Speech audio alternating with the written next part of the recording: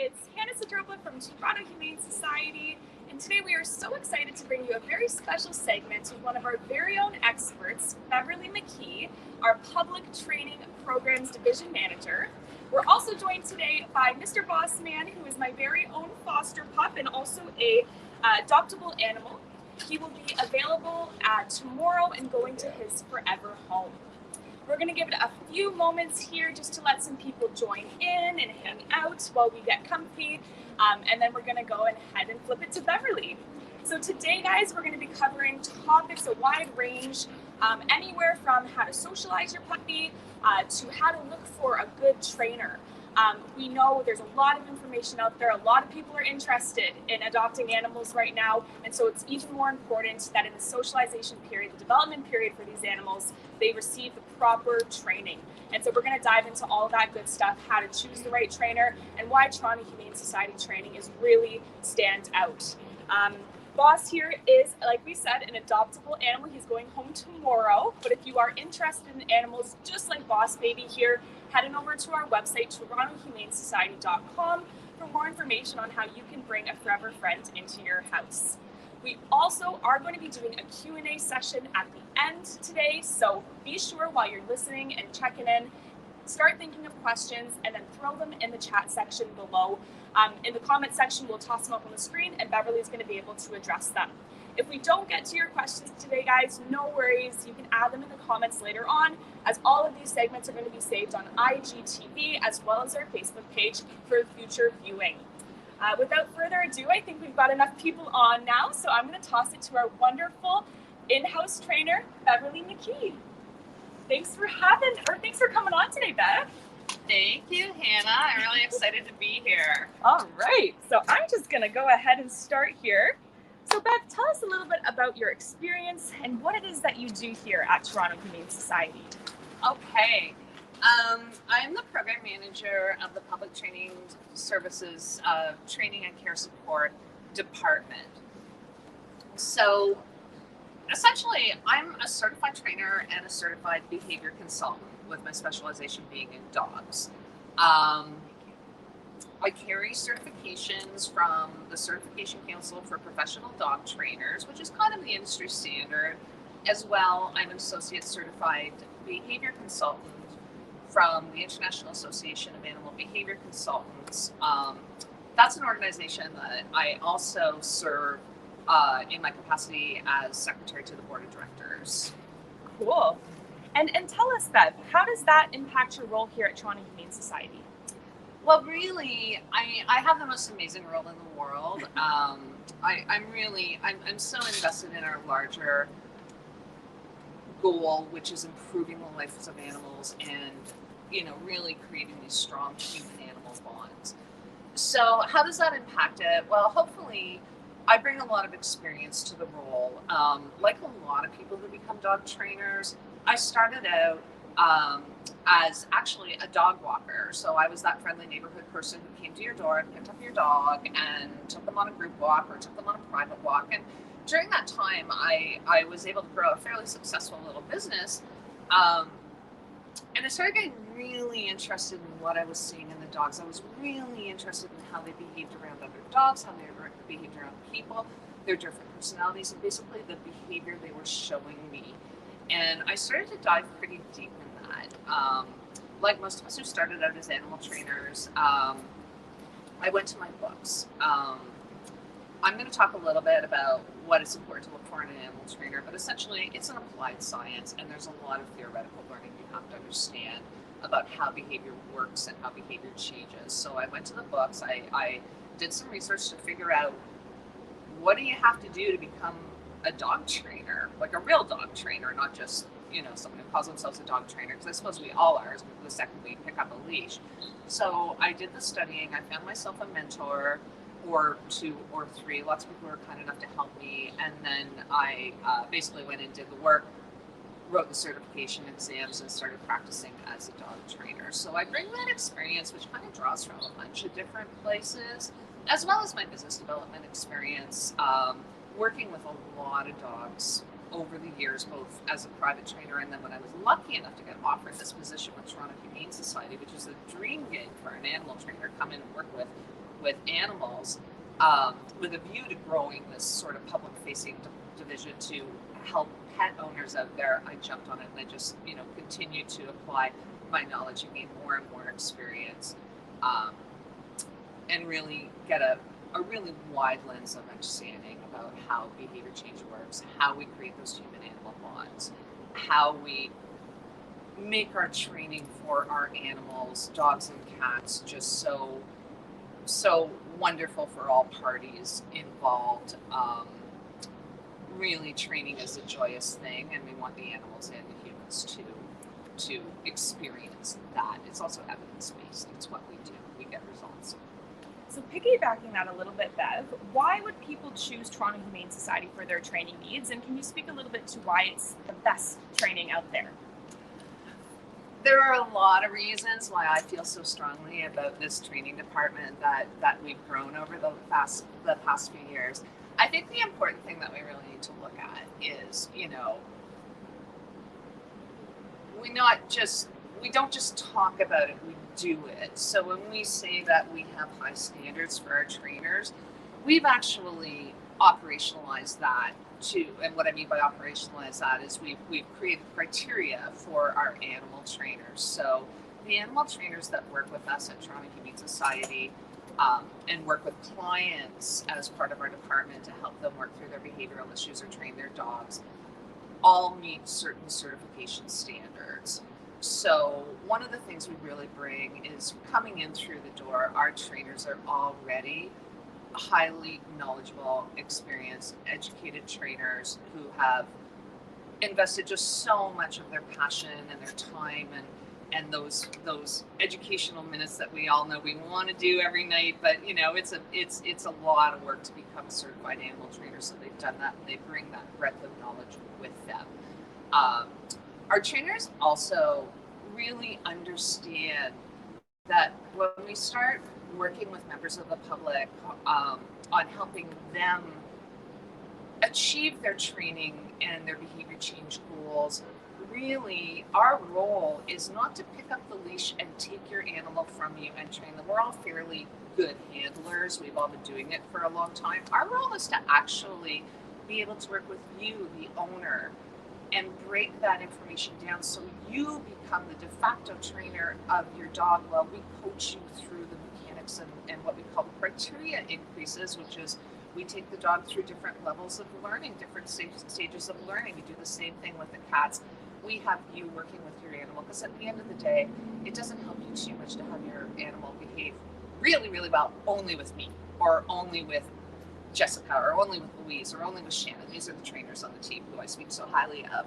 Really what we want is for you to be able to go out and enjoy that time with your animal, or have that comfortable animal. So that's one of the things we really bring to the table, is that bottom line certification. I'm going to keep talking for a second, so someone grab a hook if I'm babbling too much. I'm very passionate about this. One of the other things that I really think the Toronto Humane Society brings to the table is just, as animal welfare workers, we consider this a vocation. It's not just a job, it's a vocation. We live, breathe, sleep, dream, all the rest of those awkward metaphors about the concept of animal welfare. And part of that is the whole package. We want to create the perfect harmonious welfare between the human animal and the cat or dog animal. So I make a joke, I call it the human person or the cat or dog person, because we believe in that bond. So we are just so fully invested in that. We want to meet you where we need to meet you. We'll help you define your goals. We'll be very honest with you as to what we can accomplish, what the timelines look like. We can't make promises that we're going to fix behavior within a week if it's extreme behavior, but we can put management plans in place for you, and we can work you through a methodical program that takes a Lima approach. And what Lima stands for is least invasive or least intrusive, minimally aversive. And what that means is we work through a hierarchy of behavior change. It's pretty easy to just stop behavior by scaring an animal in that moment. You stop it once, you might even stop it twice. the animal might never do it again, but be sitting in the corner completely shut down and scared of you and just looking at you as this person who really just scares the living daylights out of them. We don't want that. We want to create that bond. So we take a firm stance at applying the science of animal trainers, of animal training. So we look at the environment. What can we do to set this animal up for success? Let's get some small wins along the way. The final thing I just want to talk about is the fact that I think anyone who tunes in today is probably tuning in because they are also so strongly involved in the welfare of animals. And, you know, it's such a, from a personal standpoint, for me, it's such a freedom to know that what I go to work to do every day improves the lives of animals. So our training's not free. We're not, you know, the most expensive. We're not the cheapest. We're very, very good at what we do, but in engaging us, you're in essence engaging in a social enterprise where you are helping animals. And it's not just a dog, it's not just a cat. It could be a turtle, it could be a hamster, it could be a rat, it could be a cat, it could be a dog. We provide that care to animals and help animals enjoy good welfare, and the money that we raise through our dog walking and our dog training divisions do go directly to those bottom line expenses. Amazing. And Bev, just while we're on the topic of our training services, can you tell us a little bit about the diversity, the types of training services that we have? So excuse me, you got me so excited. I almost inhaled my own spit. So again, one of the joys I have is being able to sit down and look, and over the course of the past couple of years, be able to really have dialogues with the people who come to us and really bring home a lot of information from those dialogues. What do people need? What services do they want? How can we help you in a way that is meaningful to you, in a way that will create that human-animal bond, in a way that will get you the results that you want? Because nobody goes to dog training because they don't want to get results, let's face it. So we've developed this, we spent a lot of time over the past year in COVID in really looking at what we offer and coming up with curriculums and solutions, packages, and other alternatives to meet the needs of a very wide range of needs. Oh, Lassie. So the first thing I suppose I should talk about is our behavior consultations. We provide behavior consultations for both cats and dogs. And a behavior consultation is essentially when you have an animal that you're maybe a little concerned about the behavior that animal is showing you in the house, and you meet with your behavior consultant, and that behavior consultant helps you understand why the animal is showing that behavior, helps you understand the function of the behavior for that animal, puts together a plan for you, and it's sort of a wide lens plan as to what a behavior change plan would look like. Usually it starts with managing the environment to set the animal up for success, and starting with the training that the animal will need to choose different behaviors to default to instead of the behavior that is causing us concern. So we offer that for both cats and dogs. Hi, Bussy. We have packages available because I really believe in a guided care approach to this sort of thing. After you've met with the behavior consultant, they have sort of figured out what's going on with the animal. Then you can work with a trainer weekly through the course of your month-long package, and that trainer is going to have you working with your dog and practicing the things you need to practice, teaching the dog the behaviors, and just really supporting you through that. It's a month-long commitment, I understand that. So we also have for both cats and dogs consultation only sessions, or you can purchase sort of a la carte training sessions as you need. Some people are very comfortable taking a plan and just running with it. Our group classes are something I'm really, really excited about. We sat down and we took a look at the group classes we were already really successfully running, and we went, how can we make these better, and how can we continue to carry through that behavioral momentum for these behaviors that we're teaching these animals? So we started very modestly in 2019 with a Foundations Tier 1 class, which was basic obedience, and with a puppy socialization class. And we've grown that from a Foundations Tier 1. You graduate to a Foundations Tier 2, where the exercises become a little harder and the setups become a little harder, to finally a class that we're launching this summer, or this fall, our Foundations Tier 3, which is just where you really prove those behaviors. We have some specialty classes for dogs. One of the things we really love is a class that we put together called Hotcakes and Street Dogs, to really specifically take a look at some of the behaviors that we present for dogs that come in internationally or trying to integrate into our busy urban life. It's a very hands-on training class. There's a combination of going through what we might expect to see. Not every dog shows us these behaviors, but they're very common, which we've seen over the course of the last few years.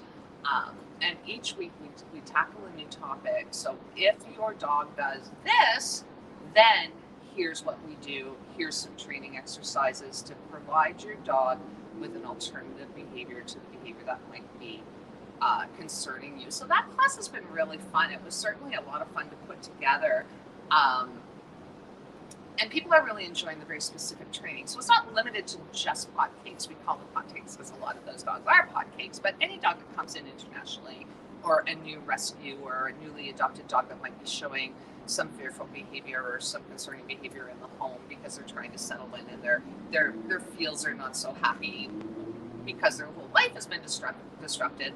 This is a great class to take a look at. For our cats, we're one of the few training schools, because essentially this is what we are. The public training division works as a training school, who have like basically the expert in cat behavior in North America and probably worldwide on staff. Our director of behavior is actually a certified applied animal behaviorist who holds a PhD. Dr. Jackie Ellis, Jacqueline Ellis to me, I suppose. Joking, Jackie, if you're watching. She's like this amazing powerhouse who knows pretty much so much about cat behavior that I could just sit there and really start to understand cats almost just by osmosis. I've learned just so much from her. And our cat trainer on the team, Shannon McNee, is one of the few certified cat behavior consultants through the International Association of Animal Behavior Consultants in Canada. So she really knows her stuff. Though she can just help you. Cats are not untrainable. We don't just go, oh, well, that's my cat, they're a cat. We can't train them. We can't help them live this life. We can't grow your human-animal bond. I mean, these cats are amazing creatures. And as I said, I've learned so much from both Jackie and Shannon over the past few years. We can help set your animal up for success and just create really, really happy cats that love to engage with you. So we were having a lot of success with that. I will stop talking soon.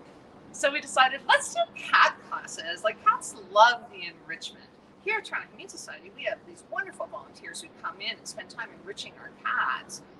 Why don't we just provide these fun classes where cats and their human people can work together and just build that bond? So we launched our cat trick training classes, which are just so much fun and so adorable. It's quite unusual in the training community. There's lots of dog classes, but we've got these cat classes and we love them.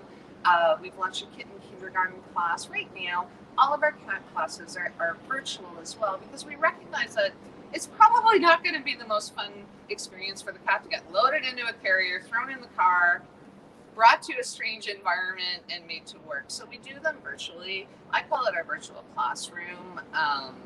Basically, it's live training. It's like you're in a training hall together, except everybody's on the other side of the camera, much as we are now. I feel like I'm just all sitting in a room with everybody here. And we work. It's not just you sitting listening to someone talk. The instructor demonstrates the exercises. Shannon, our cat instructor, shows you how to do them, gets you working while she monitors you. So that's really fun. Kitten kindergarten, we're really excited about. Just everything you might need to teach your kitten to be a well-socialized, happy little kitten. Put a lot of thought in that curriculum. We may look to doing that in person because there's a lot of value to socializing those kittens. We want the kittens to be carrier trained, and we want them to be comfortable in new environments, because of course then if your cat has to go to a vet, you don't want it to be this like, oh, before I even get to the vet, I'm so stressed out because I have to go on my carrier, I have to go in the car, I have to travel, and this and that and that. So we're looking to that, of course. When we open up in person, we'll announce any of those changes. Amazing. And Bev, just to piggyback on what you last said there, do we have any classes that are specific for animals who may experience vet anxiety or traveling in a carrier that are past the kitten phase? Can they still be trained, and do we have something for them? We can train them, and we do have something. One of the things all of our trainers bring to the table is we're fear-free certified. Personally, I hold a fear-free animal trainer certification, as does one of our trainers. Another one of our trainers has a low-stress certification, and we're all certified in fear-free shelter care. And we have this huge background since most of us came up as shelter trainers. I mean, I started as a shelter trainer. We have this huge background of helping out in our clinics here, so we really understand the fear-free process because we've done it. We've worked with those animals. So we launched a program earlier this year, which is essentially consultation and 1 month support to provide fear-free training for an animal to prepare them either for a procedure that's scheduled to happen, or just to really get them comfortable with all the things that might happen to them out of that. There's a lot of things we can do. Even in COVID, you can still go for a walk or take your animal in the carrier with a cat. Of course, you're going to work on carrier training first. If the cat's nervous in the carrier, again, we take a very methodical approach to this. But take them to that clinic and feed them cookies in front of the door and reinforce them in front of the door. Sometimes you can get a vet tech come out and just feed them cookies, so that this experience all becomes something that's got such positive experiences and associations with it. So that program is our fear-free care our stress-free care for veterinary business packages, listed on our website at TorontoHumaneSociety.com, and you can take a look at what that entails. It is a consultation to see what your goals are. We have to figure out what you need to work on. Then we put together a plan for you, and again, we meet with you weekly, and you work with that animal through that plan. I'm a strong believer in this. It doesn't have to be scary for an animal to go to the vet. So many vets and medical staff in general are just working so hard to make that experience a good one for your animal, so we can do our side of things too and just prepare them, not just with a kid, not that animals are kids, you'd say, you give them an idea of what's going to happen so that you don't just throw them into a room where they have to get a blood draw by a doctor. You kind of set it up so the kid understands what's going to happen, and you associate that with good things. We do the same thing with animals. Behavior is behavior, and learning is learning. So very excited about that. Can old animals learn? For sure they can. Now, if we have an animal that's highly, highly sensitized and has a huge, long history of just being terrified or maybe acting out at the vet, there are workarounds to that. We move to a low-stress approach with that. We will do everything we can to minimize that stress for the animal. Have you working with your primary clinician, your vet, to sort of set it up so that we're not going to prolong the stressful experience. We'll make it short and sweet, and just not really let that animal escalate to any sort of panic. So it's just something I'm very, very passionate about, as is the rest of our team. Amazing, Bev. Now, I know a lot of people have been interested in adopting during the pandemic, of course. So if somebody is just adopted and they're looking for the best trainer, what are some things they can look for to make sure that where they're going is a reputable source, they're reliable, and they're going to get the very best care for their animal? That's a really interesting question, because, how do you find the best? If it's something you don't really know a lot about, how do you find the best practitioner? If you don't know what the baseline should be, you tend to, you just don't know, and it becomes a little bit buyer beware, a little bit hit and miss. I'll try this person, I'll try this person. So there are certain standards that a pet parent can look for. what we want to see is a trainer that has a certification, and it should be an internationally recognized certification through an international organization. You can go to the the ABASB, the American Veterinary Society, Veterinary Behavior Society. I can't remember what it's called off the top of my head, forgive me. But you can ask your vet practitioner, what should I be looking for? Sometimes even vets will just like, well, there's a trainer who dropped me a card, here's his card, because the vet expects you to do, sort of do your own research, but you should be looking for that certification level. Common certifications, well, our minimum certification for our trainers is a certification called CPDT/KA or Certified Behavior Consultant, or Associate Certified Behavior Consultant, which is also a certification level. This is what demonstrates that this trainer has done the work, has put in the hours, has passed a knowledge assessed examination that really tests your knowledge. There are a few different certifications out there that are highly regarded. Like I said, CPDT, anything from the IABC, anyone who has the initials KPA, which is the Care and Prior Academy, which is our other baseline standard. Our trainers that we hire here are CPDT minimum or KPA minimum. Gene Donaldson's Academy for Dog Trainers. There's a few dog training certifications that are very well regarded. PPG has a certification. The IABC just launched Associate Dog Accredited Dog Trainer certification. Sorry, but these are all things, and I think it's really important to look at that, because you're going to find when you start to research your trainer that the rates are pretty standard across the table. Some are more expensive, some are cheaper, but you're going to see a pretty standardized hourly rate or monthly package rate across the table when you do a cross session of 10 websites. It's important to recognize that training is not regulated in Canada and it's not regulated in North America. And what that means is anybody can hang their shingle. So anybody who has not committed to a formal curriculum, who has not had their knowledge tested, can call themselves an animal trainer and can do business as an animal trainer. So some of those trainers can be really quite great, but from my perspective, I want that reassurance, because I really care about the human-animal bond, that those trainers are following, again, that Lima approach, which is our least intrusive, minimally aversive approach. They're not just going to stop behavior in the moment. I'm going to go on a limb here and say, if you have a reactive dog and your trainer says that every time your dog reacts, you should shock it with a shock collar, this is not a Lima approach. I'm not trying to get into a debate or something. A Lima approach actually follows a hierarchy which works through managing the environment, making sure that the animal's physical health is okay. You start with that environmental management, then you move to classical conditioning and differential reinforcement of an incompatible behavior. Then you might move to negative punishment if you aren't getting results. Negative punishment is very different than positive punishment. And you'd only cycle down at some point in there if you're not getting success with those things.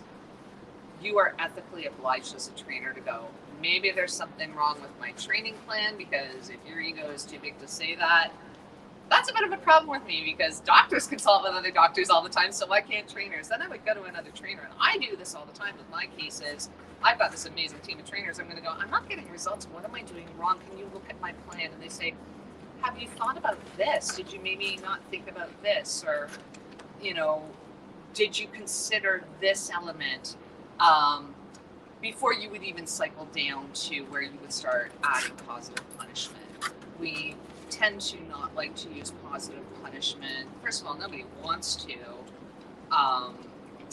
And also because there can be behavioral fallout. Another ethical imperative for certified trainers is if they do cycle to positive punishment, they are obliged by their code of ethics to tell you what the behavioral fallout could be. So behavioral fallout is a broad category. What it can be is an increase in aggression, an increase in fearful behavior, lack of bite inhibition. I always say if I'm in an elevator and I can't get away and I know that something bad is going to happen to me, I'm probably going to switch to an offensive instead of a defensive. I'm not a dog, of course, but it's that kind of thought, as well as the potential for just creating a state of shutdown in the animal where the animal really just shows no behavior at all, and it's just not a great thing to see as an animal welfare advocate.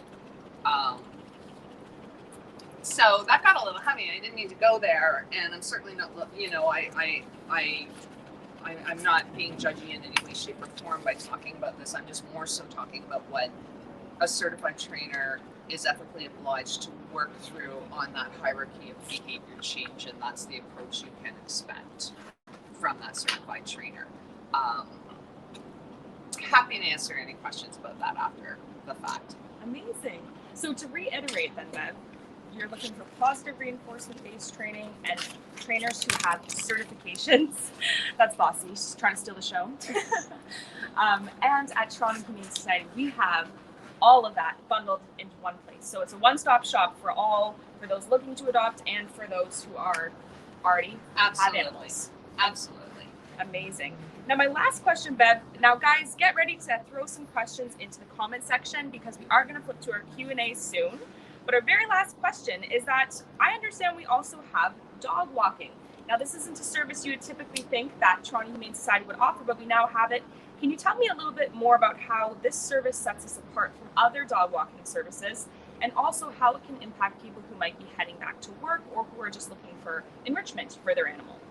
All right, so we started a dog walking company a couple of years ago in a very modest way. Unfortunately, when COVID rolled around, we chose to cease operations on our dog walking. We are gearing up to relaunch again in September, which makes me very excited. What makes us different?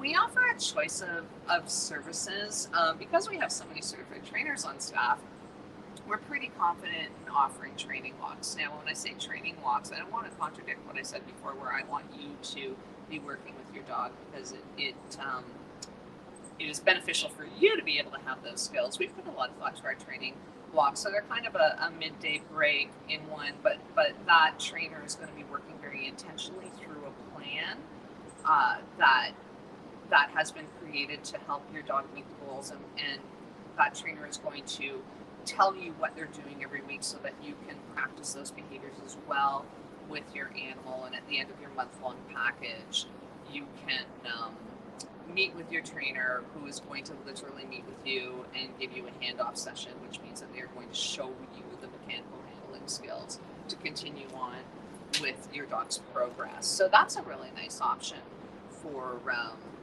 clients out there who might want a little bit of help, especially going back to work. We offer private walks. Again, our private walks are a premium package.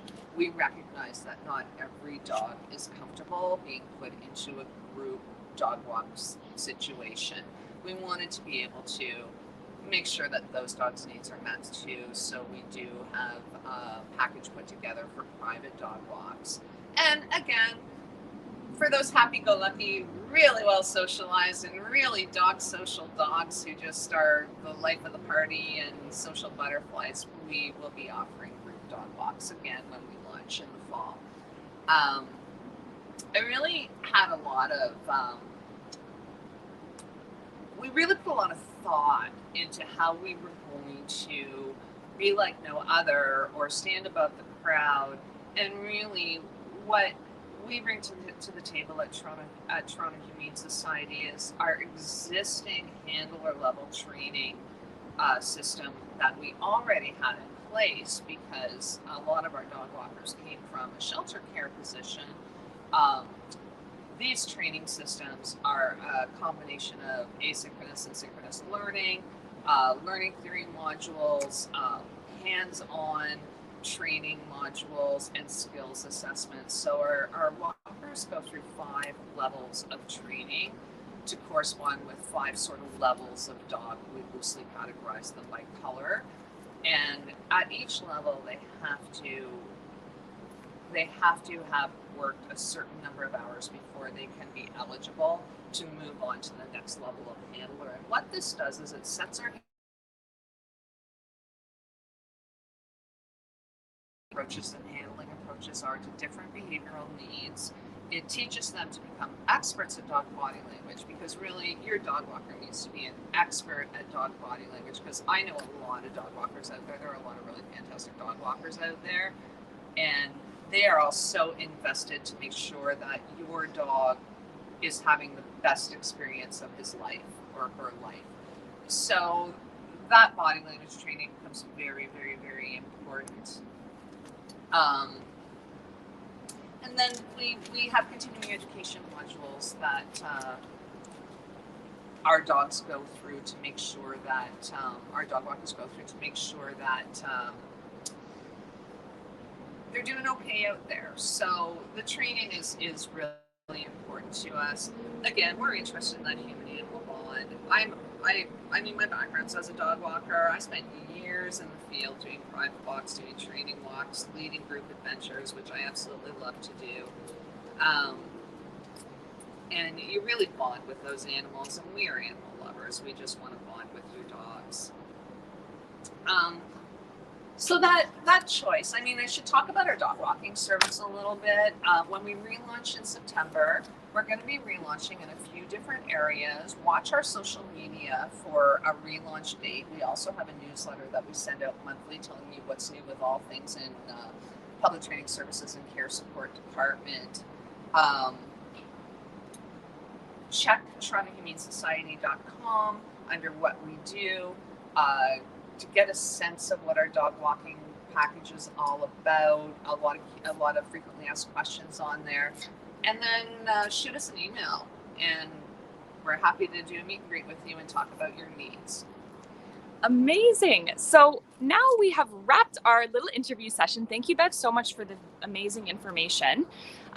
We do have quite a few questions coming through, so we're going to throw it to our Q&A. So first up, we have Ling Lam, who asks, do you have any suggestions on how to train a Shar-Pei? He's extremely stubborn and gets easily stressed whenever we try to teach him simple commands. He's 2 years old and he knows how to sit, do paw, and go down, but he will not let us teach him anything else. Any advice, Bev? Well, without working kind of one-on-one with you, it would be really hard to say. Sometimes what I always say is make it simpler, make it easier. If my animal that I'm training in front of me is finding it difficult to learn what I'm trying to teach them, then my job as that animal's trainer is to say, okay, have I made it just a little too complicated? How can I make this simpler? Often I will put even a very simple behavior like lying down into small little steps. This is called shaping behavior. Sometimes dogs have a little bit, if we're trying to sort of use physical modeling where we kind of try and push the dog's body into position, a lot of dogs have some handling issues. That might not be the case in this. I'm just sort of like talking in very general ways. The dog can get kind of fearful because they don't really like that. So then we would use a targeting method to teach the animal to do it. But basically, we also want to make sure that our reinforcement schedules, which just means that, are we marking the behavior that we like with a reward marker, whether that's a clicker or a reward marker word, telling the dog that this behavior in the moment is what's going to earn you reinforcement, and are we reinforcing it, can help. So, with this Shar-Pei, I've worked with a few Shar-Peis and I love them, and I know that they can look at you like, really, what's in it for me? So I wonder if it's stubbornness. We try not to give like human, constructs to animal behavior, because there's usually a reason for behavior. I would probably try and figure out, why can't you do this behavior, and how can I make it fun for you to do this behavior? How can I reinforce you? And some dogs don't, positive reinforcement really doesn't mean I'm just going to hand you a cookie every time, although I use cookies a lot because that's a really easy thing to reinforce with. Maybe your dog is more reinforced by play, or here's your squeaky toy, or here's a tongue toy. I mean, we figure out what reinforces the dog, what that particular dog finds reinforcing, and we use that. So in this case, I suggest that our foundations classes, I mean, there's going to be some behaviors that you've already taught your dog, but it might be a different way for you, the handler, to learn ways to teach your dog how to do the things you want your dog to do. So we cycle through a bunch of behaviors with foundations, including recall, including loose leash walking, which is a hard one to teach. Like, let's face it, we know that it's hard to teach loose leash walking. I work really hard on that myself with dogs. So that'd be a fun way just to learn the applied science of training and how we can get your dog to want to do the behavior and do it lickety-split. Good stuff. Now, next we have a question from Camille Clark. She is asking, what are your favorite dog type puzzles that aren't a Kong? Hi, Camille. Wow. Okay. How much time do we have? So really, for me, dog puzzles, there needs to be a lot of variety. Animals can get kind of tired of things real quick. One of the things I want to suggest is if you shoot us an email, we can send you a handout that has a few ideas for you. You can buy quite elaborate puzzles. Personally, what I love is using what I have on hand at home. I collect cardboard boxes, especially in this time of like online shopping. Everything comes in a box. One of my favorite things, because it keeps my bratty dog, I just gave him a human characteristic, see that? One of the things that keeps him really busy and really enriched is I take a cardboard box, I fill it full of crumpled paper, and then I hide a bunch of like little treats in there, and I close the box and I go, here you go amuse yourself. Because if you've ever done a behavior consultation with me, at some point you're going to meet Luke, who walks up to me going, me, pay attention to me, and he starts demand barking at me. I also love an easier one that I often introduce to puppies is I take a muffin tin and I put a treat in each, muffin place where I'm not a cook, don't even ask me, I order in all the time. And then I put a tennis ball on top of them. You can do that in a few of them or all of them, and then the dog has to remove the tennis balls to find the treat. I love using find-it games. I personally practice scent detection with my dog, so just for the enrichment, it's huge, but hiding a bunch of treats in a bunch of stuff left in a room and let your dog just like use his sniffer to find those treats. That's a great puzzle game for the dog. You can take a yoga mat, roll it up, have the dog unroll the mat to find the treats. Although with anything that is cloth or yoga mat or anything, you have to observe your dog and make sure that that dog is not chewing on the mat afterwards. We don't want the dogs ingesting things. Love Kong Wobblers. I know that's a Kong, but I love the wobbler. It's like this cylindrical thing. You put the dog's meal inside of it, and the dog has to hit the Kong to get the food out. Finally, you can do some really fun things. If you Google puzzle toys using water bottles, you can string a bunch of water bottles on a pipe, put holes in them, and then the dog has to bat it with their nose or their paw. That would work for cats too, to get the water bottle that will spin on the narrow little pipe to dispense the treats. So those are just a few ideas. Amazing. I could go forever. We've got quite a few questions here, Bev, so we can power through them. So the next one comes from Chris DJM. And Chris asks, do you have trainers in the South Etobicoke area? I have a beautiful, large 120-pound dog. I cannot walk him and need an affordable option. If we're talking training, we actually offer virtual services right now. We will be opening up to in-persons in the fall again. We do ask that people meet us here because it's very difficult for our trainers to travel all over the city because then they spend their whole days traveling and not very much time training. We can meet with you for a consultation on training and set you up with a loose leash walking plan with a really big dog like that. Often I'm going to go on 2 points of contact just because I might not have the strength to hold that dog. There might be some other things going on too, so we kind of want to figure out why the dog is pulling so much. Training walks, we will not be servicing South Etobicoke for training walks. at least this year. But if you wanted to, email us at publictraining@torontohumanesociety.com, we can maybe take a look at what options are there. But for me, the biggest question is, let's teach this dog to walk on a loose leash, and that's a training issue. Good stuff. Next question we have here is from Jody Robbins. Jody says, how do we get our puppy to stop jumping on us and visitors? She is just so excited. Jody, you and the rest of the world, puppies they kind of haven't learned those manners yet. They're just so excited. So we have to teach them. Again, this refers to, we have to teach them what behavior we want them to do, and we have to practice that behavior first without distractions and adding distractions. So with puppies, what I always say is when you have visitors coming over,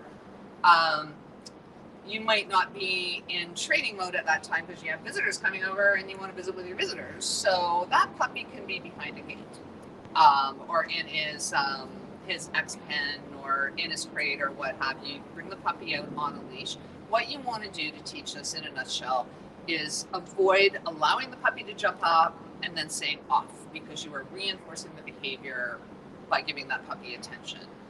Reinforcement comes from different areas. It's not just cookies. So the worst thing you can do is let the puppy jump up, say off, ask the puppy to sit, and give them a cookie, because you've just created a behavior chain.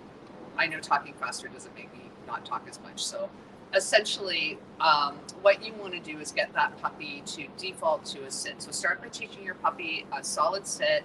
Have someone walk into the vicinity, cue the dog to sit. Have someone walk a little bit further, cue the dog to sit. When the person comes up to you, toss treats on the ground so the puppy does not jump up because they're fast. Then cue the sit, and then the person can greet the puppy. If the puppy starts jumping up, the person just walks away. Keep the puppy on the leash so you can manage it a little bit. Try not to correct it. Try not to, like I say, create that behavior chain.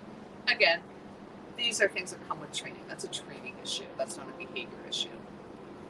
Amazing. Next up, we have a question from Sue Barrett. She says, I'm looking for a trainer in Midtown Toronto. I have 2 puppies, 7.5 months old. Okay. Like I say, we'll be opening up our classes and our consultations hopefully this fall. Watch TorontoHumaneSociety.com for our announcement as to when we open up. In the meantime, we are able to get you started with our one-on-one training. We would be meeting virtually, but it's not where you sit there and watch us talk. It's very much meet with the trainer, tell your trainer what your goals are. The trainer's going to get you working right away. We can help you with that. Feel free to send us an email or take a look at how to sign up on our website. It's super easy. All right, and our very last question for our Q&A session here is going to be from Jessica Harwood. Now, if you guys do have more questions that you didn't get a chance to ask today, remember to add them in the comment section below so we can address them. But our last question for the session today is, as mentioned, a lot of people have adopted during the pandemic, which has developed pandemic puppies who get stressed when they're left alone. Does Toronto Humane Society offer help for these dogs? Yes, for pandemic puppies, what I'd like to encourage everyone to start doing right now is teach your dog some independence. Get your dog used to being alone. Teach your dog very strong go-to-place behavior. Your dog should be able to be across the room from you and not on top of you all the time. You want to start practicing leaving your dog alone for short periods of time, assuming that your dog hasn't already hypersensitized to being alone. You really don't want to just throw that on your dog for an 8 or 9 or 10 hour period when you have to go back to work. So start those. He doesn't have to come, or she doesn't have to come with you everywhere all the time. Set your dog up for success. That being alone means there's no big deal here. If your dog is experiencing signs of separation anxiety type behavior, we have a program that is geared towards helping owners work through separation anxiety. It is a very methodical program where we teach independence behaviors first, and then we start desensitizing the dogs to departures. It's a month-long package. The minimum commitment is 1 month. It's renewable every month at a significantly lower fee, as a matter of fact. But that package was designed specifically to help people who deal with separation anxiety. the worst thing you can do if your dog is showing full-blown anxiety behavior is to just leave them at home. Leave them alone and say they're going to work through it, because they won't. They can do a lot of damage to themselves, and the more stress they get, the more sensitized they get. So working through a methodical program with a certified trainer who understands how to methodically work through all the different steps your dog needs to work through to learn how to be alone is very, very important. So we can help you with that for sure.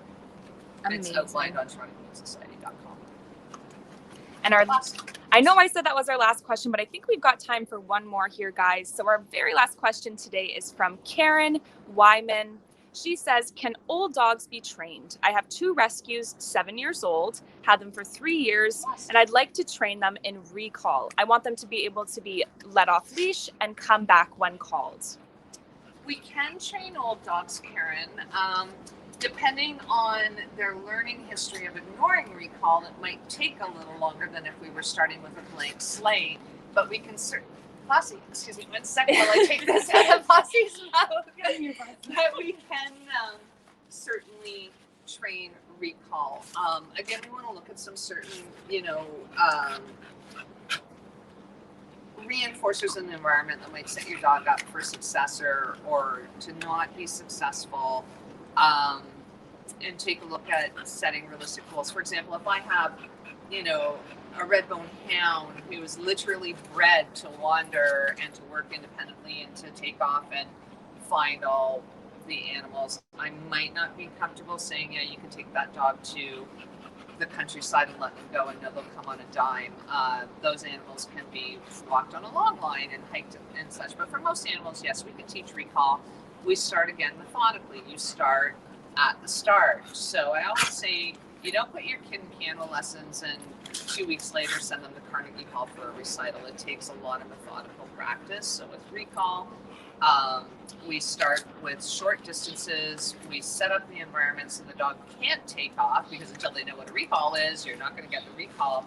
And we want that dog to be successful on every single recall cue that you give. The rule of recall is don't give a recall cue if you don't think your dog's going to come, because we don't want that dog to learn puppy come means I gotta go run over there and ignore my human person because I've learned that I can just do that. We're going to reinforce that recall very, very strongly. As a matter of fact, I believe so strongly in recall, in reinforcement of recall, that my dogs get reinforced every time they land in front of me when I say come, because I just want them to always know that there's a paycheck in there, because I understand that I'm working with a lot of competing motivators out there, and it's hard.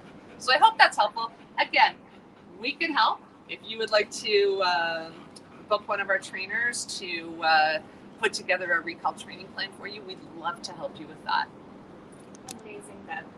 Now we are finally at the end of our session here today. I wanted to give a big thanks to everyone who added their questions below, anyone who donated, or anyone who's headed over to our website to take a look at our adoptable animals. A big thanks to our wonderful Beverly McKee today, whom we will hopefully see again soon on this platform. Keep an eye out, guys. This upcoming Friday, we're going to be greeting another division manager of our shelter programs, Melissa Shupak, where we're going to learn about anything from a day in the life of a trainer here at the shelter to basically what it takes to operate this facility. That's going to be happening on Friday, July 16th at 2:30 p.m. on this platform as well. And again, this video is going to be saved, so if you guys do have questions, don't hesitate to put them in the comment section below, and we will address them at any point. We're going to say goodbye here because Bossie's ready to go for a stroll. He's getting a little mouthy here, but thank you guys again for your support, and we will see you guys Friday.